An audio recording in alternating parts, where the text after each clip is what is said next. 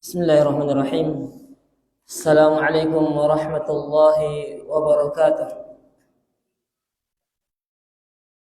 Innal hamdalillah nahmaduhu wa nasta'inuhu wa nastaghfiruh wa na'udzu billahi min shururi anfusina wa min sayyiati a'malina. May yahdihillahu fala mudilla lahu wa man yudlilhu fala hadiya lahu. أشهد أن لا إله إلا الله وحده لا شريك له وأشهد أن محمدا عبده ورسوله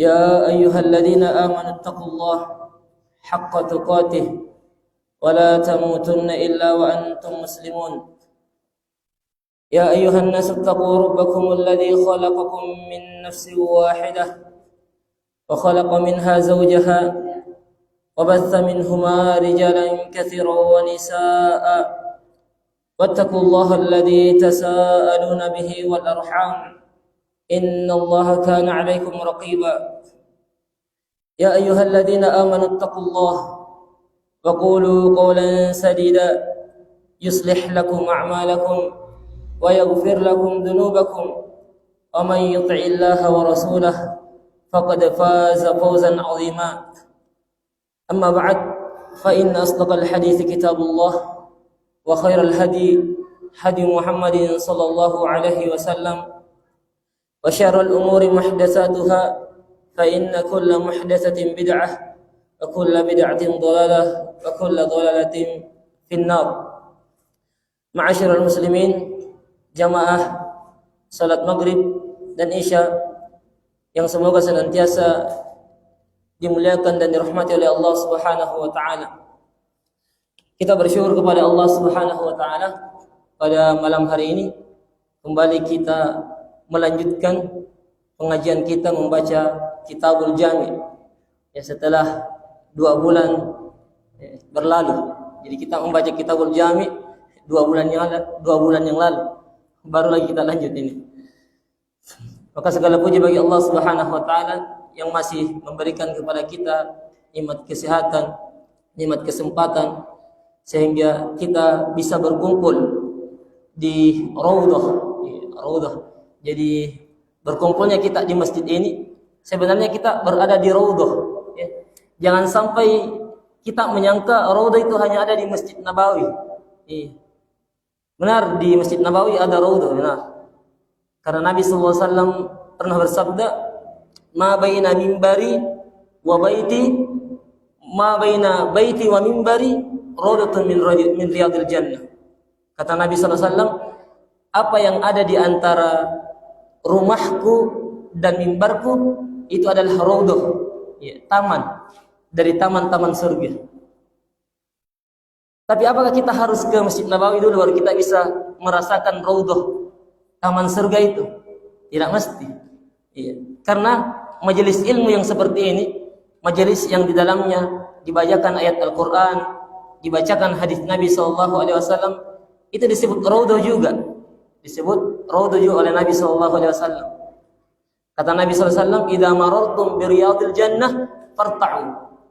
Apabila kalian melewati raudhah, melewati taman dari taman-taman surga, farta'u, maka singgahlah, duduklah di taman surga tersebut. Kemudian Nabi tanya, wa ma riyadul jannah, apa taman surga tersebut wahai Rasulullah? Kata Nabi, hilaqud dzikr, majelis-majelis ilmu, majelis-majelis zikir yang di dalamnya disebut nama Allah, disebut nama Rasulullah SAW, di dalamnya dibacakan ayat Al-Quran, dibacakan hadis Nabi SAW. Maka alhamdulillah segala puji bagi Allah Subhanahu wa taala yang mengumpulkan kita di raudhah, ya, di taman surga. Semoga keberadaan kita di raudhah di masjid ini bisa menjadi sebab kita bisa melangkahkan kaki sehingga bisa berada di raudhah yang ada di Masjid Nabawi. Amin ya rabbal alamin. Ma'asyiral muslimin, jamaah salat maghrib dan isya yang semoga senantiasa dirahmati oleh Allah Subhanahu wa taala.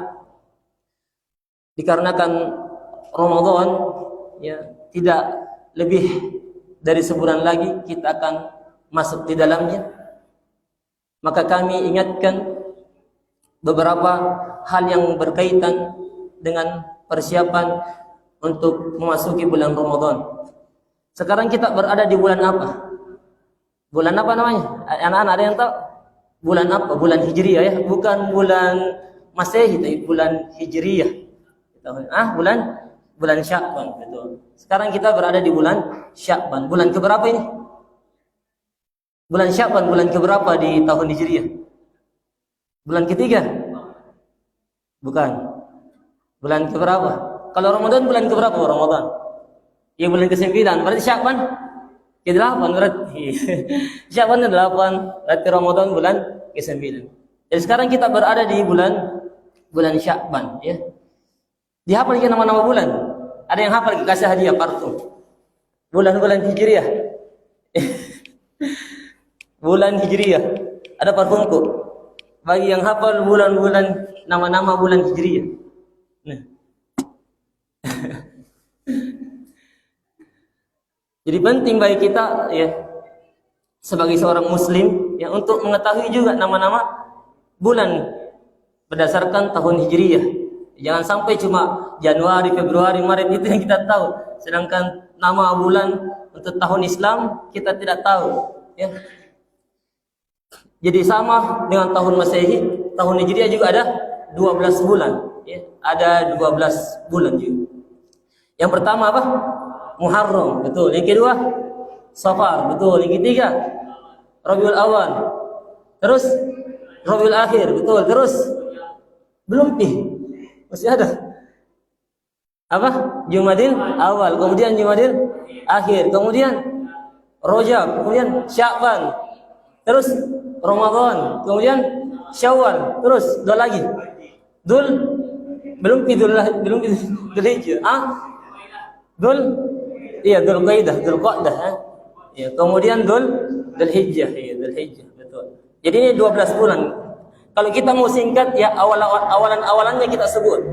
Jadi Musa, Roro, Juju, Rosyah, Dudu. Itu singkatannya. Jadi Musa, Muharram maksudnya, kemudian maksudnya Safar, kemudian Roro maksudnya Rabiul Awal, Rabiul Akhir, kemudian Juju maksudnya Jumadil Awal, Jumadil Akhir, kemudian Rajab, Sya'ban, kemudian Rosyah lagi, Ramadan, Syawal, kemudian Dzulqa'dah, Dzulhijjah. Jadi Musa, Roro, Juju, Rosyah, Dzul. Itu bulan Hijriah ya, nama-nama bulan di penanggalan tahun Hijriah. Nah, sekarang kita berada di bulan ke-8, ya, bulan Hijriah. Ini dinamakan dengan bulan Sya'ban, bulan Sya'ban.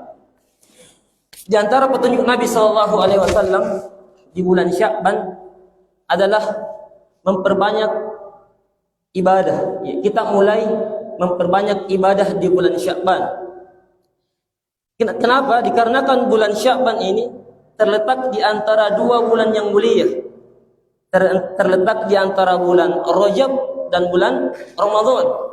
Bulan Rajab adalah bulan yang mulia, bulan haram, di mana ibadah di bulan tersebut itu lebih besar pahalanya. Begitu pula di bulan Ramadan. Bulan Ramadan juga adalah bulan yang mulia, di mana di salah satu malamnya ada malam Lailatul Qadar. Jadi bulan Sya'ban ini terhimpit di antara dua bulan yang mulia,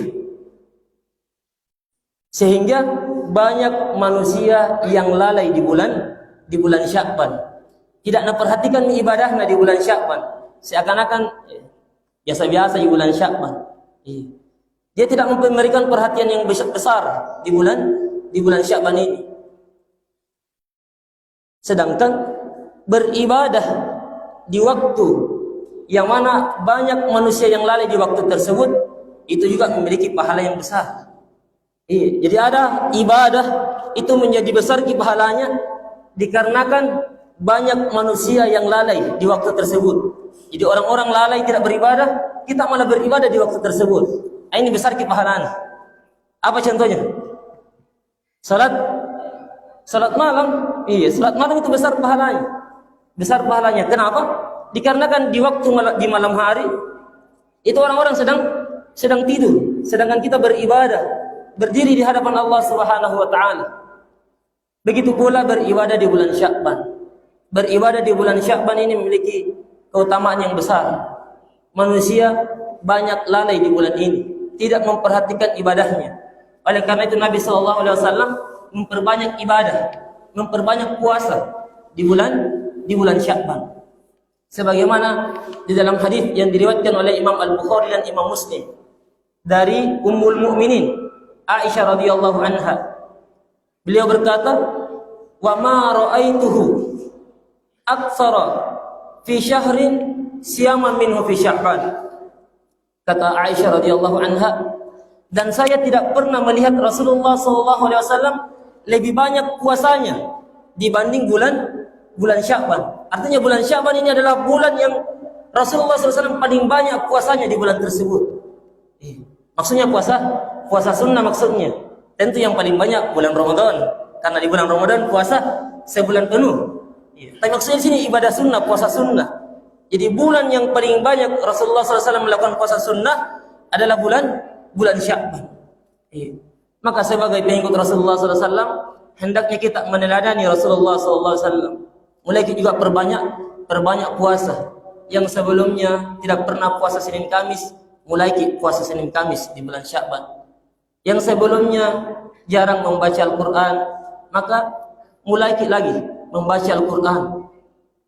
Kalau misalnya target nanti di bulan Ramadan 1 juz 1 hari, maka mulai kita di bulan Sya'ban ini setengah juz lah per hari, supaya persiapan menyambut bulan Ramadan, sehingga kita sudah terbiasa melaksanakan ketaatan. Oleh karena itu para ulama mengatakan bulan Sya'ban, ibadah di bulan Sya'ban ini merupakan pemanasan. Jika matang pernah tahu olahraga, karena bola, pemanasan itu lari-lari di lapangan, cuma ampantama gol di lapangan. Nah, begitu juga kita juga di dalam ibadah. Kita ini pemanasan di bulan Sya'ban. Pemanasan kita untuk melaksanakan ibadah kepada Allah Subhanahu wa taala, sehingga kita masuk di bulan Ramadan dengan hati yang bersih, dengan hati yang cinta, senang terhadap ketaatan, senang melaksanakan ibadah, sehingga bisa kita maksimalkan ibadah di bulan Ramadan. Dan ada contoh yang sangat baik dari salah seorang ulama, Imam Ibnu Rajab, di dalam kitabnya Lataiful Ma'arif menyebutkan athar dari Amr bin Qais.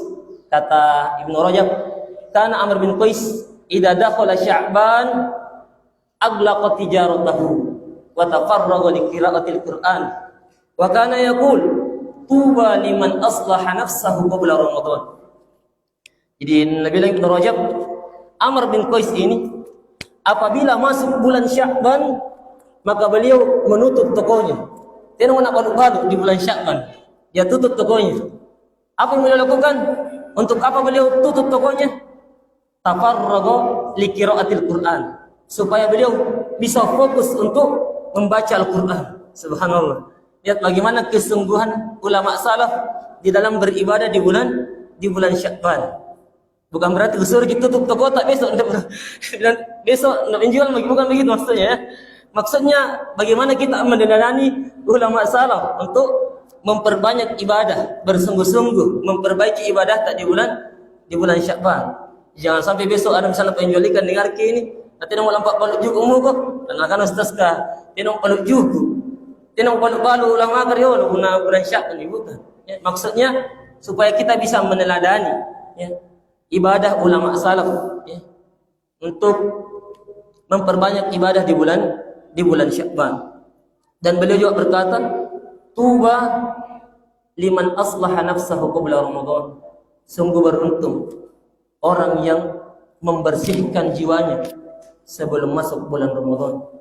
Jadi kita bersihkan jiwa di bulan Sya'ban ini supaya kita masuk di bulan Ramadan dengan hati yang bersih, hati yang cinta dengan ketaatan, sehingga kita bisa memaksimalkan bulan Ramadan dengan sebaik-baiknya. Ma'asyiral muslimin, jamaah salat maghrib dan isya yang dimuliakan oleh Allah Subhanahu wa taala. Sekarang kita lanjutkan, jadi itu beberapa hal yang berkaitan dengan bulan Sya'ban.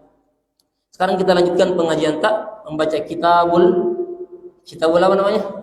Kitabul Jami' yang ditulis oleh Al-Imam Ibnu Hajar rahimahullah taala. Insyaallah pada malam hari ini kita akan masuk di hadis yang keempat.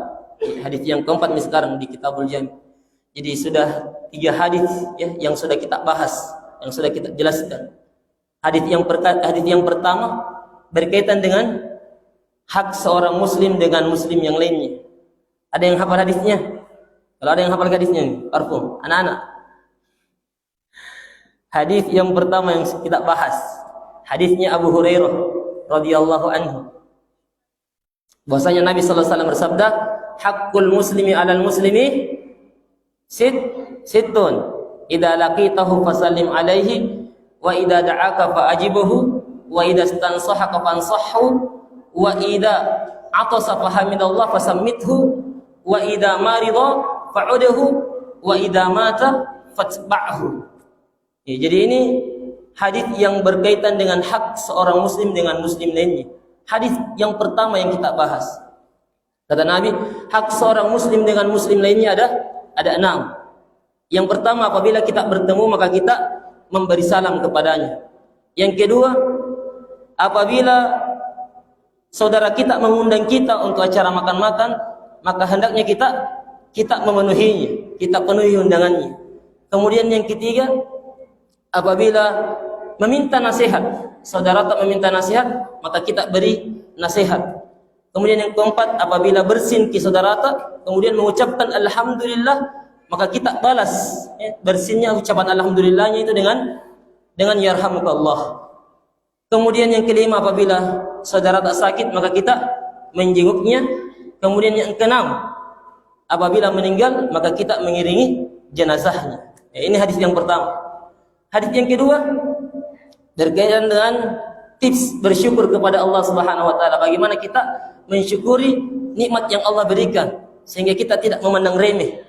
Kita anda bilang sekedekna asarnya karengku, supaya kita tidak memandang remeh. Bagaimana caranya? Kata Nabi sallallahu alaihi wasallam, ini hadis yang kedua. Kata Nabi sallallahu alaihi wasallam dari hadis Abu Hurairah juga. Kata Nabi, "Unduru ila man huwa asfala minkum wa la tanzuru ila man huwa fawqakum. Fahuwa ajdaru alla tazdaru ni'matallahi alaikum." Lihatlah kepada orang yang di bawah tak. Jangan lihat kepada orang yang di atas tak. Dalam masalah dunia jangan lihat.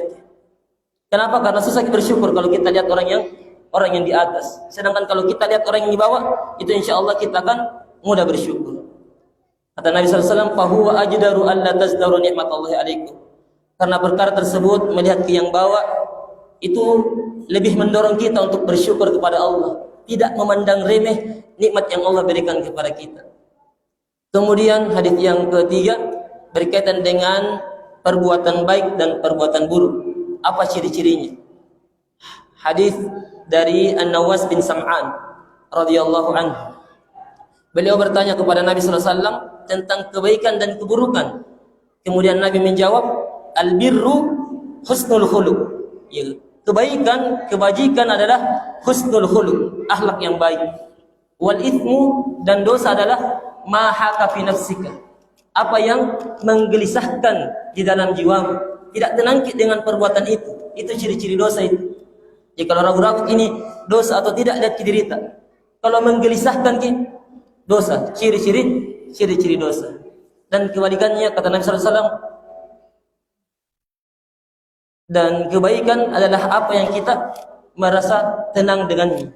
Di dalam riwayat yang lain, Nabi sallallahu alaihi wasallam mengatakan, "Al-birru matma'anna ilaihin nafs." Kebajikan adalah apa yang jiwa kita merasa tenang dengannya. Sekarang kita lanjut hadis yang keempat, berkaitan dengan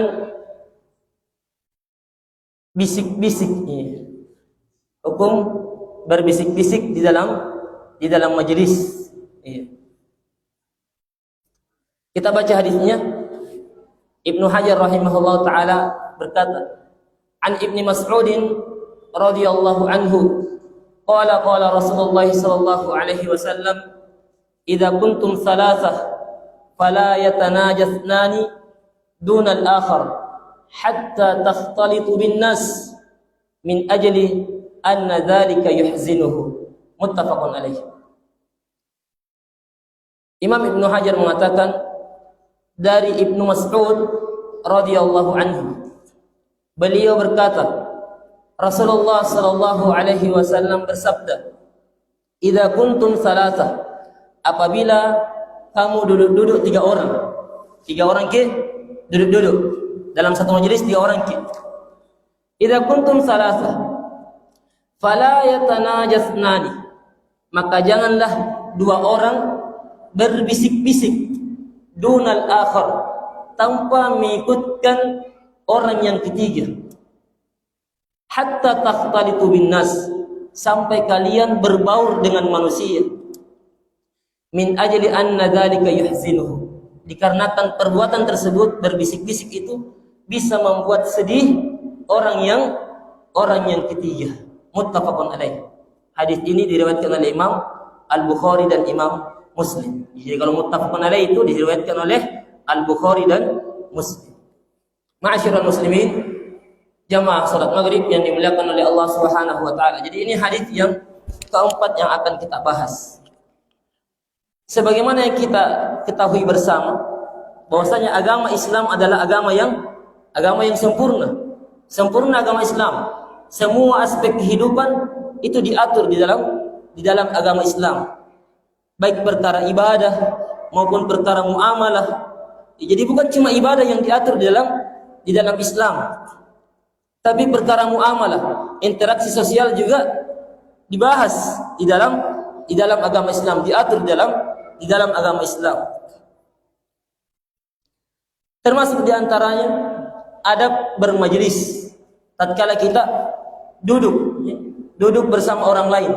Ini juga ada beberapa adab yang diatur di dalam agama Islam. Di hadis ini disebutkan salah satu adabnya, yaitu larangan berbisik-bisik apabila kita tiga orang tanpa mengikutkan orang yang ketiga. Jadi Islam mengatur segala sesuatu, baik itu perkara yang besar, perkara yang kecil, semuanya diatur di dalam agama Islam. Karena agama Islam adalah agama yang sempurna, sebagaimana firman Allah Subhanahu wa taala di dalam surah Al-Maidah.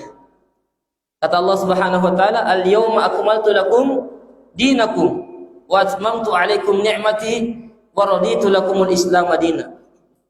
Pada hari ini telah kusempurnakan untuk kalian agama kalian. Wa atmamtu 'alaikum ni'mati, dan saya sempurnakan juga nikmatku untuk kalian. Wa raditu lakumul Islam madina, dan saya ridho Islam sebagai agama kalian. Jadi agama Islam adalah agama yang sempurna, mengatur segala perkara yang besar maupun perkara yang kecil, sampai perkara bisik-bisik pun diatur di dalam hadis ini. Ma'asyiral muslimin, jamaah salat maghrib yang dimuliakan oleh Allah Subhanahu wa taala. Jadi hal ini dilarang di dalam agama Islam, yaitu bisik-bisik dua orang tanpa mengikutkan orang yang ketiga. Dikarenakan ini merupakan perbuatan zalim yang bisa menimbulkan prasangka buruk. Orang yang ketiga ini bisa jadi berprasangka buruk kepada dua orang yang berbisik-bisik ini. Dan perbuatan zalim kepada orang lain ini disebut oleh para ulama sebagai dzambun la tutrak, dosa yang tidak akan ditinggalkan, tidak akan dibiarkan. Maksudnya pasti kita akan mengembalikan hak orang lain. Kezaliman yang pernah kita lakukan terhadap orang lain pasti akan kita kembalikan. Kita kembalikan haknya orang lain. Kalau kita zalimi orang lain, maka dia akan menuntut akan kezaliman yang kita lakukan kepadanya. Oleh karena itu orang yang merugi pada hari kiamat adalah orang yang datang dengan salatnya, datang dengan puasanya, datang dengan ibadah-ibadah yang besar. Akan tetapi ketika di dunia dia telah mendolimi si fulan, telah berkata jelek kepada si fulan, telah memukul si fulan, telah membuat darahnya si fulan mengalir. Dia melakukan kezaliman yang banyak kepada orang lain. Maka pada hari kiamat, orang-orang yang ia zalimi ini datang di hari kiamat menuntut. Dia harus menebus kezaliman yang ia lakukan kepada orang lain. Bagaimana caranya menebus? Caranya, pahalanya, orang yang berbuat zalim ini kalau ada pahalanya, maka dia serahkan pahalanya kepada orang yang dia zalimi. Subhanallah. Jadi pahalanya yang banyak itu akan dia berikan kepada orang lain, kepada orang yang dia zalimi.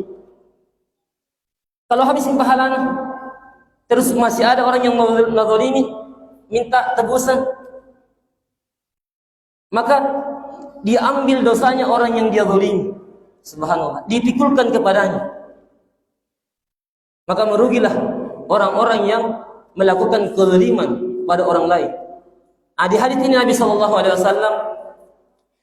melarang kita berbisik-bisik, dua orang berbisik-bisik tanpa mengikutkan orang yang ketiga, dikarenakan ini bisa menimbulkan prasangka yang jelek, bisa menimbulkan suudzon.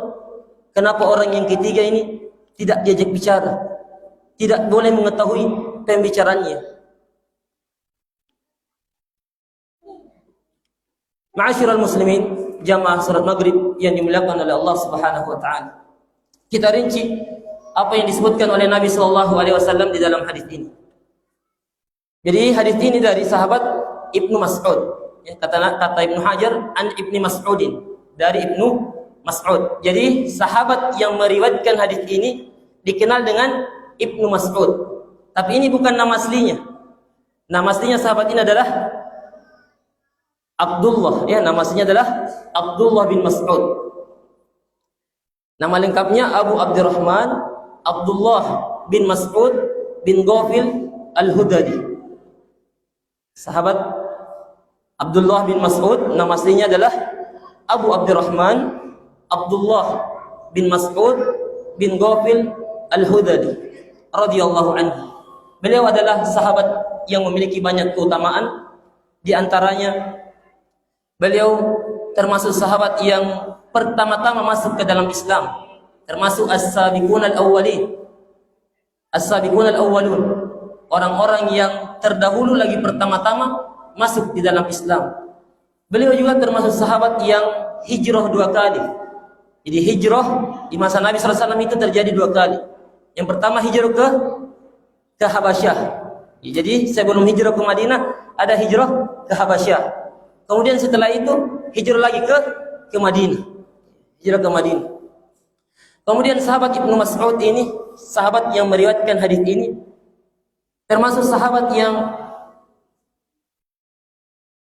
Nabi SAW memerintahkan umatnya untuk mengambil Al-Quran dari Ibnu Mas'ud.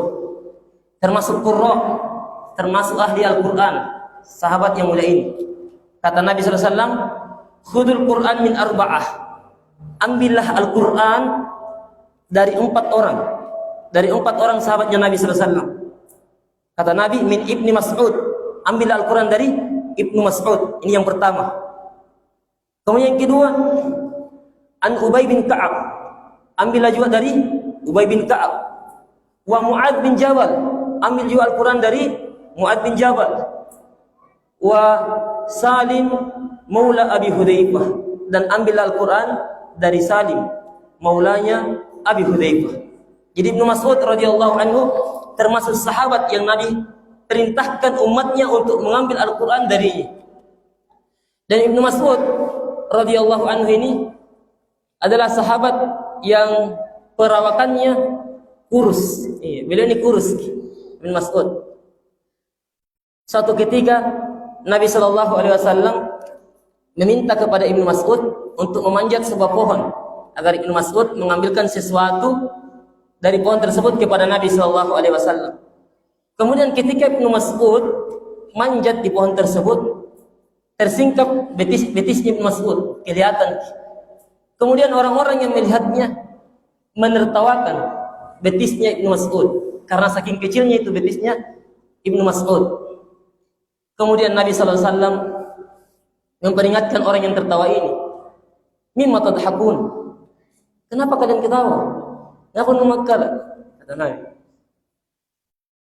la rijlu Ibnu Mas'ud athqalu fil mizani yaumil qiyamah min Uhud. Kata Nabi Sallallahu Alaihi Wasallam, sungguh betisnya Ibnu Mas'ud yang kurus itu yang kalian ketawakan, athqal, lebih berat timbangannya di hari kiamat dibanding gunung Uhud.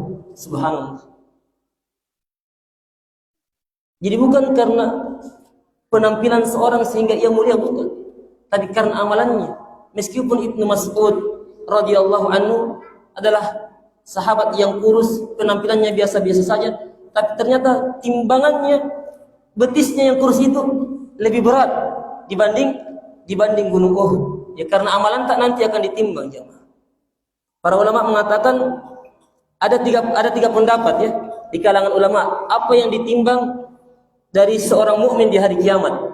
Apakah amalannya atau lembar catatan kebaikannya dan keburukannya, atau catatan amalnya, atau badannya yang ditimbang. Ada tiga pendapat di kalangan ulama. Jadi amalan ini akan ditimbang ya. Kita akan ditimbang di hari kiamat. Dan yang memberatkan timbangan kita di hari kiamat adalah amalan soleh kita. Meskipun kita kurus, tapi kalau amalan soleh tak banyak, maka insya Allah itu akan memperberat timbangan kita di hari kiamat.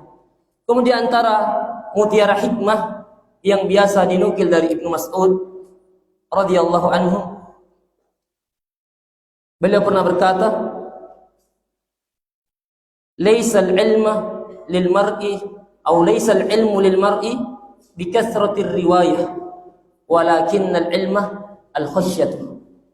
Kata Ibnu Mas'ud, ini di antara mutiara hikmah yang biasa dinukil dari sahabat yang mulia ini.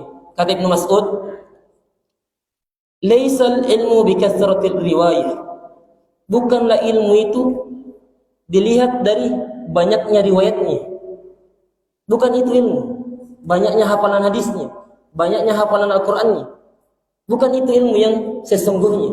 Bukan itu hakikat ilmu. Lantas apa hakikat ilmu itu? Kata Ibnu Mas'ud, "Walakinnal ilma al-khasyah." Akan tetapi ilmu yang sebenarnya, hakikat ilmu adalah al-khasyah, rasa takut kepada Allah Subhanahu wa taala. Bukan berarti saya duduk di sini, saya lebih berilmu daripada kita yang duduk di bawah. Tapi ilmu itu jemaah adalah rasa takut kepada Allah. Bisa jadi ada di antara kita yang lebih takut kepada Allah Subhanahu wa taala. Tatkala di malam hari kita bermunajat kepada Allah, berdoa kepada Allah, menangis, bercucur air mata karena rasa takut kepada Allah, maka kita itu sebenarnya orang yang berilmu. Adapun kalau banyak yang dia tahu, banyak hadis yang dia tahu, banyak Al-Quran dia hafal, akan tetapi tidak menimbulkan rasa takut kepada Allah, maka ini bukan ilmu yang sesungguhnya. Ilmu yang sesungguhnya adalah ilmu yang mengantarkan kepada rasa takut kepada Allah Subhanahu wa taala. Kemudian di antara mutiara hikmah juga yang biasa dinukil dari Ibnu Mas'ud radhiyallahu anhu, beliau pernah berkata, "Ma nadimtu ala syai'in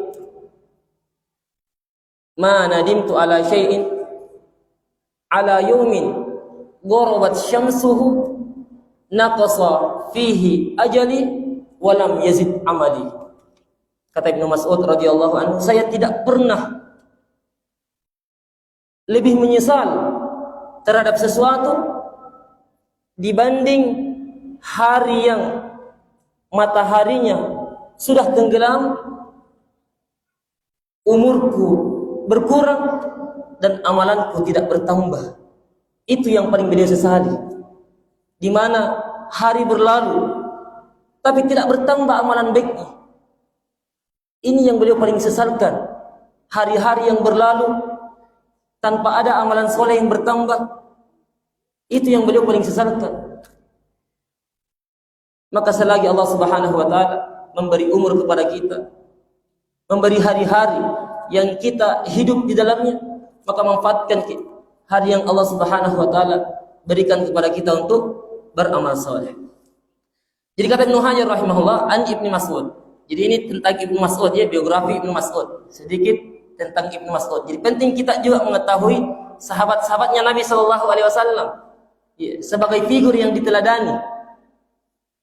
Jadi jangan sampai anak-anak tak yang dia tahu cuma superhero saja, Batman, Spiderman, atau nama-nama pemain bola, tapi sahabat Nabi dia tidak tahu. Ya, perkenalkan ke sahabat-sahabatnya Nabi kepada anak-anak tak juga, supaya dia mendapatkan figur yang patut untuk diteladani. Bisa belikan buku-buku tentang kisah sahabat, banyak itu dijual di toko-toko buku, ya, toko-toko buku di Jalan Alauddin sana ada. Kita bisa beli buku tentang kisah sahabat Nabi SAW, kemudian kita bacakan kepada anak-anak, insya Allah tertarik. Dan ini juga menumbuhkan kecintaan, ya, kepada sahabat Nabi SAW, dan agar anak kita mendapatkan figur yang bisa diteladani, dicontoh, diikuti perbuatannya. Nah, jadi hadis ini an Ibnu Mas'ud, dia dari Ibnu Mas'ud radhiyallahu anhu. Qala Rasulullah sallallahu alaihi wasallam, Rasulullah sallallahu alaihi wasallam bersabda, "Idza kuntum salasah," apabila kalian bertiga. Jadi kita duduk-duduk di satu majelis, kemudian 3 orang jadi di majelis itu. Kata Nabi, "Fala yatanaja ithnani dunal akhar." Maka janganlah 2 orang yatanaja. Yatanaja ini dari fiil tanaja yatanaja. Tanaja yatanaja itu artinya at-tahaddutsu sirran, berbicara secara tersembunyi. Tanaja yatanaja, di mana 2 orang ini berbicara secara sembunyi. Dia mengecilkan suaranya kepada lawan bicaranya sehingga tidak didengar oleh orang yang ketiga. Dalam bahasa Indonesia kita artikan apa? Berbisik-bisik. Berbisik-bisik. Maka kata Nabi, fala yatanajasnani, maka janganlah 2 orang berbisik-bisik. Dunal akhar, tanpa melibatkan orang yang ketiga. Jadi meskipun yang kita bisik-bisikkan itu tidak berkaitan dengan orang yang ketiga, perkara yang mubajih tidak berkaitan, bukan dia dibicara, perkara lain kita bicara dengan orang yang kedua, ini tetap dilarang, ya, tetap dilarang. Meskipun bukan orang yang ketiga ini kita ceritai, bukan keburukannya kita ceritai, perkara yang mubajih, tetap dilarang oleh Nabi sallallahu alaihi wasallam. Fala yatanajasnan, jangan 2 orang berbisik-bisik tanpa melibatkan orang yang ketiga. Adapun kalau yang kita bisik-bisikkan itu berkaitan dengan keburukan orang yang ketiga, maka bertambah dosanya. Bertambah menjadi dosa ghibah. Jadi kesalahan yang pertama dia berbisik-bisik tanpa melibatkan orang yang ketiga. Kemudian kesalahan yang kedua dia menceritakan keburukannya orang yang ketiga, dan ini masuk ghibah. Kita ceritakan keburukannya orang yang ketiga. Ini ghibah jemaah. Karena ghibah itu dzikruka akhaka bima yakrah. Engkau menyebutkan perkara yang tidak disukai oleh orang yang ketiga ini, oleh orang yang kita bicarai ini. Sesuatu yang dia tidak suka apabila kita menceritakannya. Jadi 2 lagi kesalahannya. Kalau yang dia ceritakan berkaitan dengan keburukan orang yang ketiga. Kemudian kata Nabi, min ajli anna dzalika hatta takhtalitu binnas. Kata Nabi, hatta takhtalitu binnas, sampai kalian bercampur bergaul dengan manusia. Artinya kalau banyak orang tidak apa-apa 2 orang berbisik-bisik. Misalnya kita sekarang banyak kemudian 2 orang berbisik-bisik, maka itu tidak apa-apa kata Nabi. Hatta takhtalitu binnas. Tidak apa-apa berbisik-bisik kalau banyak, kalau berbaur dengan orang. Yang dilarang apabila 3 orang berbisik-bisik, 3 orang dalam satu majelis, kemudian 2 berbisik-bisik, tanpa melibatkan orang yang ketiga. Terus apa alasannya kenapa dilarang? Kata Nabi, min ajli anna dzalika yuhzinuhu. Dikarenakan perbuatan tak itu berbisik-bisik tanpa melibatkan orang yang ketiga, yuhzinuhu, bisa membuatnya sedih, bisa menimbulkan perasaan-perasaan yang tidak enak terhadap orang yang ketiga ini. Kenapa itu bicara tidak nak kasih tahu kak? Bisa juga menimbulkan suudzon. Mungkin saya nak ceritain, mungkin keburukanku nak ceritain. Jadi ini setan masuk ketika kita berbisik-bisik tanpa melibatkan orang yang ketiga. Setan masuk mendiktekan perkara-perkara yang buruk. Nahanu ko, nahanu ko. Oleh karena itu Nabi SAW melarang kita berbisik-bisik dua orang tanpa melibatkan orang yang ketiga. Ma'asyiral muslimin, jamaah salat maghrib dan isya yang dimuliakan oleh Allah Subhanahu wa taala. Sekarang kita ambil beberapa faedah dari hadis yang keempat ini. Faedah yang pertama aja.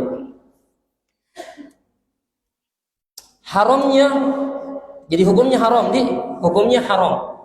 Kalau kita lakukan maka kita berdosa. Haramnya berbisik-bisik dua orang tanpa melibatkan orang yang ketiga. Haram hukumnya. Tidak boleh kita berbisik-bisik. Kalau kita berbisik-bisik maka kita jatuh ke dalam dosa, jemaah. Apa dalilnya? Tentu saja ini adalah hadis yang keempat dalilnya. Kemudian dalil yang lain dari Al-Quran, kata Allah Subhanahu wa taala, walladzina yu'dzuna al-mu'minina wal mu'minat bighairi maktasabu faqad ihtamalu buhtana wa itsman mubina. Dan orang-orang yang mengganggu laki-laki yang beriman dan wanita yang beriman tanpa kesalahan yang ia perbuat. Jadi kita mengganggu orang lain tanpa kesalahan yang ia buat. Faqad ihtamalu buhtana wa itsman mubina. Maka dia telah menanggung kebohongan dan dosa yang sangat besar, dosa yang sangat nyata. Ini dalilnya, jemaah. Di antara ulama yang menyatakan keharamannya adalah Syekh Abdullah Al-Fauzan di dalam bukunya Minhatul Allam Syarah Bulughul Maram. Kemudian faedah yang kedua, jemaah, yang bisa kita ambil dari hadis ini, bahwasanya illah sebab terlarangnya berbisik-bisik dua orang tanpa melibatkan orang yang ketiga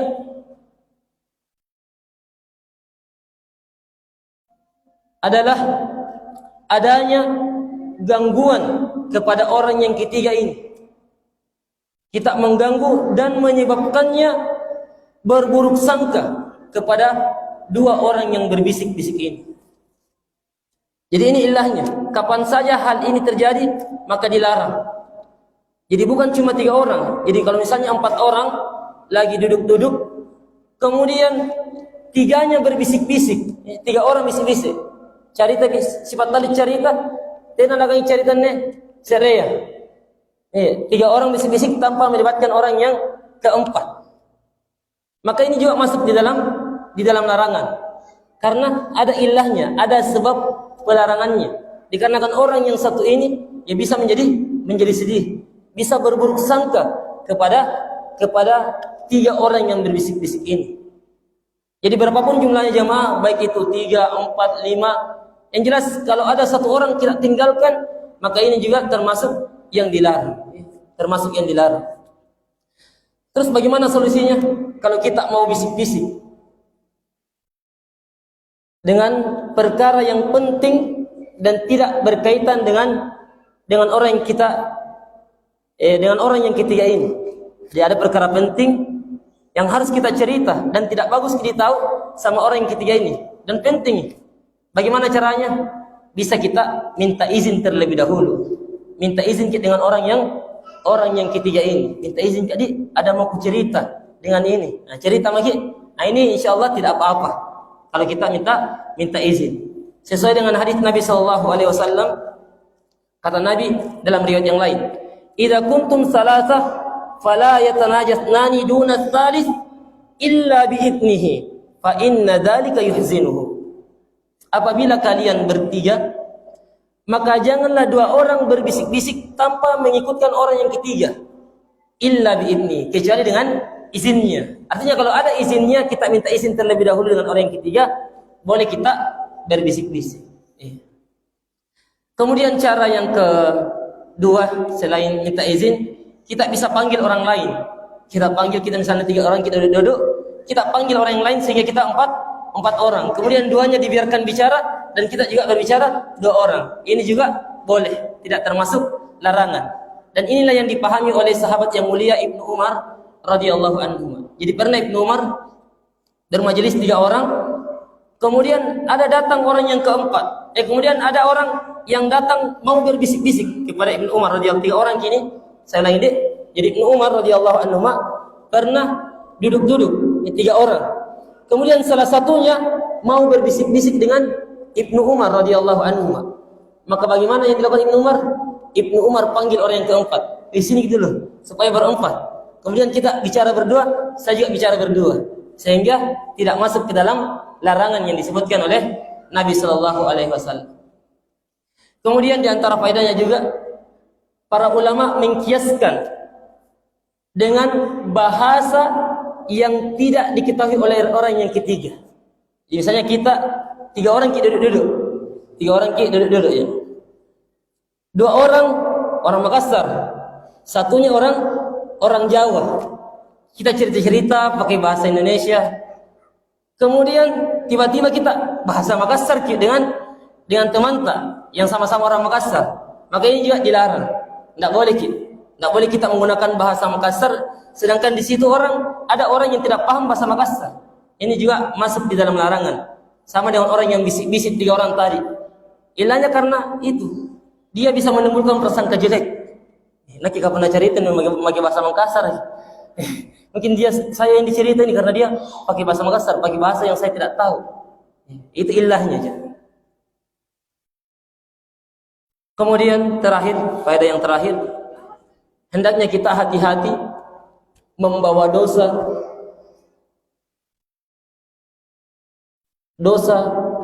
yang berasal atau yang dikarenakan kita mendolimi orang lain. Hendaknya kita berhati-hati membawa dosa kezaliman terhadap orang lain di hari kiamat. Kata Sufyan rahimahullahu ta'ala, apabila kamu mampu datang di hari kiamat tanpa membawa kezaliman terhadap orang lain, maka lakukanlah. Karena berat apabila kita datang di hari kiamat, kemudian kita memikul dosa tersebut, kezaliman, karena kita akan membayarnya dengan pahala kita atau dengan memikul dosa orang yang kita zalimi. Semoga apa yang kita bahas pada malam hari ini bisa menjadi ilmu yang bermanfaat. Dan semoga Allah Subhanahu wa taala senantiasa memberi taufik kepada kita untuk melaksanakan amalan soleh. Semoga Allah Subhanahu wa taala mempertemukan kita dengan bulan Ramadan dalam keadaan sehat wal afiat. Allahumma barik lana fi Sya'ban wa ballighna Ramadan. Subhanakallahumma bihamdik asyhadu an la ilaha illa anta astaghfiruka wa atubu ilaik. Assalamualaikum warahmatullahi wabarakatuh.